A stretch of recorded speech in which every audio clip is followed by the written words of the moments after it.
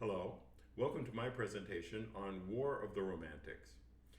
This presentation is being done in partial fulfillment of the requirements of a class on music of the 19th century being taught by Dr. Sumner Lott. I'm going to concentrate on just one piece of music, a piece by Niccolò Paganini.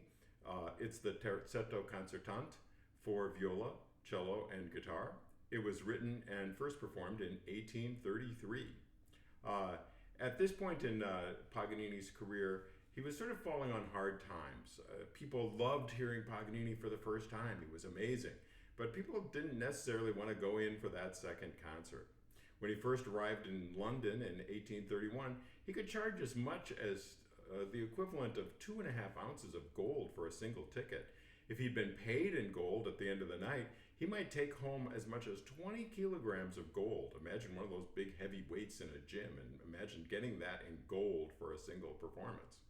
By 1833, it was getting tougher and tougher even to make enough money to pay off the hall and the musicians. He had a great idea, though. He was going to return to the concert stage not as a violinist, but as a violist. He had bought a wonderful Stradivari viola in 1831. And he decided to test this out by writing a chamber work that he could play at a house concert. He didn't have to go out and search for another bow. He used just his regular violin bow that he'd used in 1831. It was not a real standard violin bow for the time. The bow had been made in 1790, and at that point, when the bow was made in Paris, common opera used cannon as a musical effect. And the bow was designed to have a real heavy tip so it could make a very loud sound on a violin. There was a danger of having a bow with a really heavy tip. You could easily break the E string on a violin. And that happened to Paganini all the time. He didn't care. Sometimes he even just cut off that E string, and sometimes he cut off all the 3 upper strings and just played on the lowest string. The advantage of playing the viola is that you could pound on the upper string pretty hard and you weren't going to hurt anything. And then you could explore the whole tonal range of the instrument. I'm going to be reproducing that sound today with the actual bow that was used in 1833. This is Paganini's great, what is called the Paganini Tort bow. Unfortunately, I don't have a Stradivari viola. I do have an old Italian viola that was updated to the classical setup in 1770. It's pretty close to the modern setup, but the fingerboard is just a little flatter and there is a little less tension on the strings. I've used gut strings, so I'm getting pretty close to that original Paganini sound. I'm going to jump right in and I'm going to play an excerpt from the Concertante. I'm going to pick a little bit of the last movement.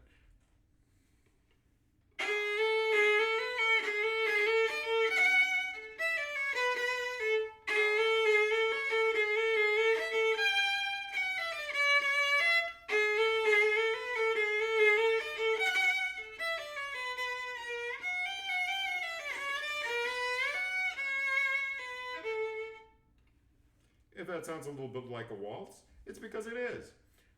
Waltzes were very popular in art music in the 1830s. Hector Berlioz had used a waltz movement in his Symphonie Fantastique. There was a great opera that premiered right around the time Paganini was in Paris. It was by Meyerbeer. It was called Robert le Diable. The Robert character was the son of Satan, but he didn't have any magic powers of his own. He had to get a magic stick out of an old abandoned convent.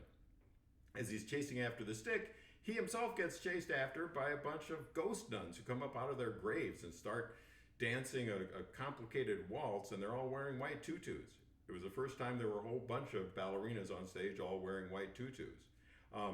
The Robert le Diable waltz was extremely popular in the 1830s. People like Franz Liszt made variations on the Robert le Diable waltz. Paganini himself had variations on that waltz. Paganini especially had reasons to like the idea of that waltz because it was about a magic stick that had amazing powers. And people ascribed magic powers to his violin bow. People thought the bow had weights in the tip that Paganini could control with his mind. People who were very spiritually sensitive would go to a Paganini concert and they thought they could see the devil actually showing Paganini how to use the bow.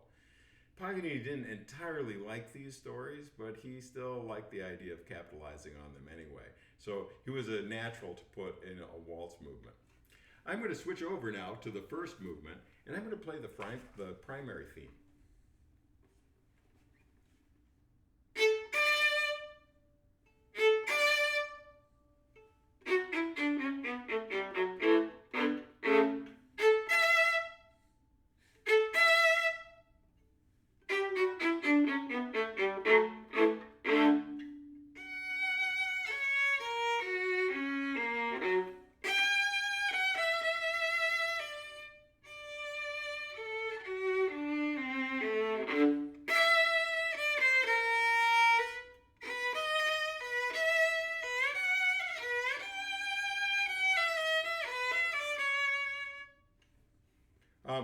I'm going to point out something peculiar about that little melody. It's this little figure.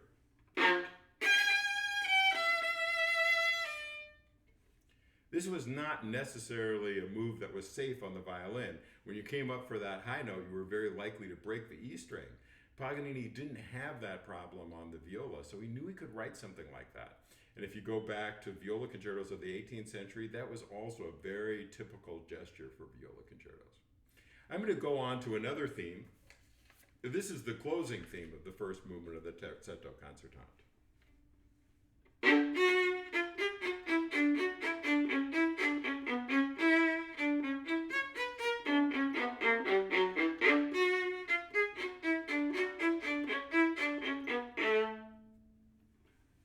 If that seems a little dancey to you, it's because it is. It's an imitation of the quadrille. The quadrille was a dance that was something like square dancing. It was very popular in the 1830s in both Paris and London. Paganini probably himself danced the quadrille. It later became the can-can. So if that kind of tune sounds familiar to you, it is sort of a can-can tune. In the 1830s, the can-can didn't really exist, so it was a much more innocent sound at the time Paganini was writing it. I'm going to go to the secondary theme of the first movement. This was a very unusual type of writing for Paganini.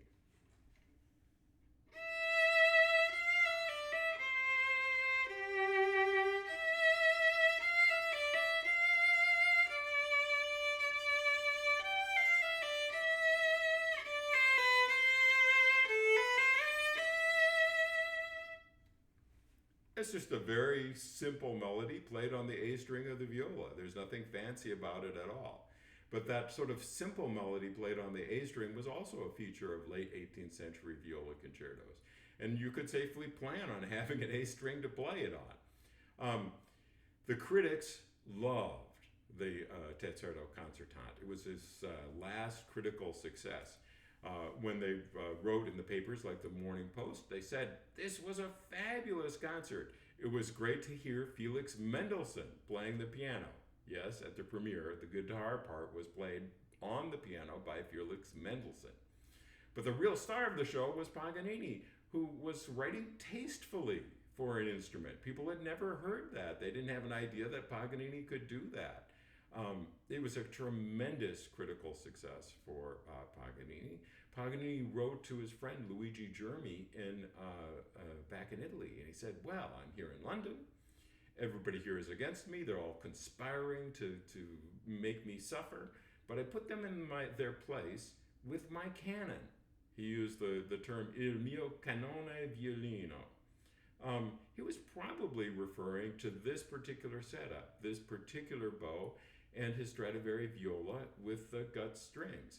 And it was indeed louder than a violin of the time. As I'm playing it here, you may notice, wow, that doesn't sound particularly softer than a modern instrument. And really, it isn't. It has that sort of pure sound.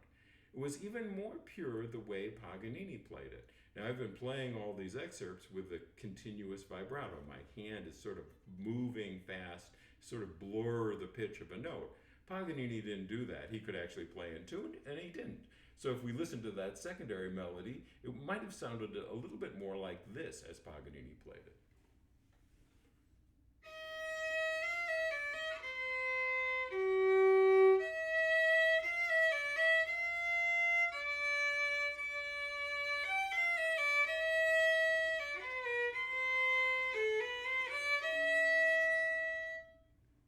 had a little trouble turning off my vibrato. It gets to be sort of like a reflex for modern violists. But if we're really going to play this setup authentically, the way Paganini played it, we have to play it without vibrato. Among the people who heard of Paganini's success on the viola was Hector Berlioz. When Hector Berlioz met up with Paganini in Paris in the late part of 1833, he offered to write a viola concerto for Paganini. In January of 1834, he wrote into his own newspaper and he announced that he was going to write a viola concerto for Paganini. It was going to have a chorus, and it was going to be on the subject of the beheading of Mary, Queen of Scots. That was a very interesting choice for a viola concerto, but it was sort of a dig at one of his great enemies. Berlioz did not get along with a music critic named Francois-Joseph Fétis. Fétis had been a composer in the 1820s, and he just didn't make it. And his biggest flop, and basically his last important musical composition, was a piece about the beheading of Mary, Queen of Scots. Fétis was also a little bit obsessed with Paganini, as everybody else was, and the idea that Berlioz was going to write a piece for Paganini, that was really sort of a dig at the critics of the day. Berlioz set to work on his piece, and then disaster struck. In the summer of 1834, Paganini was accused of trying to kidnap Charlotte Watson. Charlotte Watson, at the time, was a 17-year-old opera singer from London. Her father was the organizer of Paganini's concerts. Paganini fell in love with her and lured her away from her father. She got on a boat and went to France. When she got off the boat to meet Paganini, her father and the French police were all there. Needless to say, the press laid into this. Paganini tried to defend himself. The press had said that she was 15 years old. Paganini said that she was 17. That didn't really help. The press made all sorts of accusations about what Paganini planned to do with Charlotte Watson. He explained to them that he was just planning on marrying her. And that the reason the father wasn't told was that, well, he might have objected. Charlotte Watson kind of put the issue to rest in 1835. She explained to the press that she had the interest in marrying Paganini, but not the inclination. And I think that was a very classy thing for her to say. She went on to go and perform in New York City, where she was wildly accepted. People thought her voice was wonderful. And she got all sorts of performance opportunities. It didn't hurt that she had performed with Paganini, but she was clearly a talented opera singer. She did okay financially. Paganini had given her enough diamonds over the course of their brief time together that she had a double-digit carat count in diamonds, including engagement ring that had cost the equivalent of $300,000, and a diamond that Paganini had received as a gift from Napoleon's sister. She later married in 1837, and interest in her or her music shut off just magically.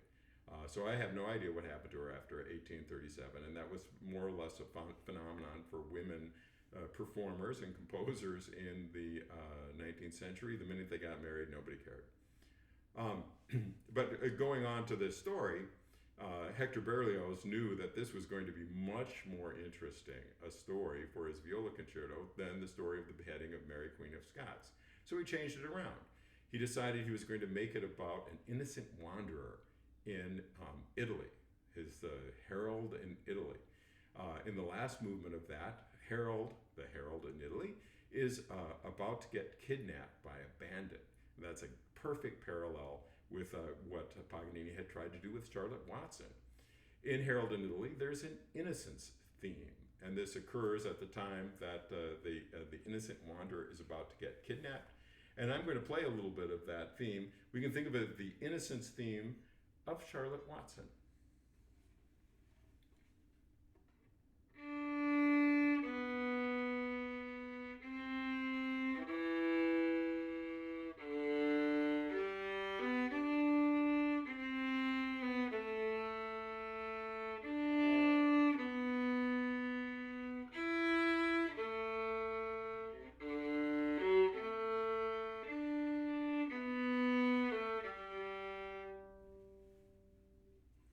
I played that like Paganini might have played it, with no vibrato. The Harold in Italy proved to be a great hit.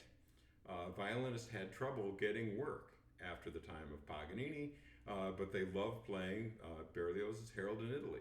Among the violinists who played it was a man named Lambert Missart. Lambert Missart was the first great violinist to use the continuous vibrato. And if you went to hear Lambert Missart play Harold in Italy, it might have sounded like this.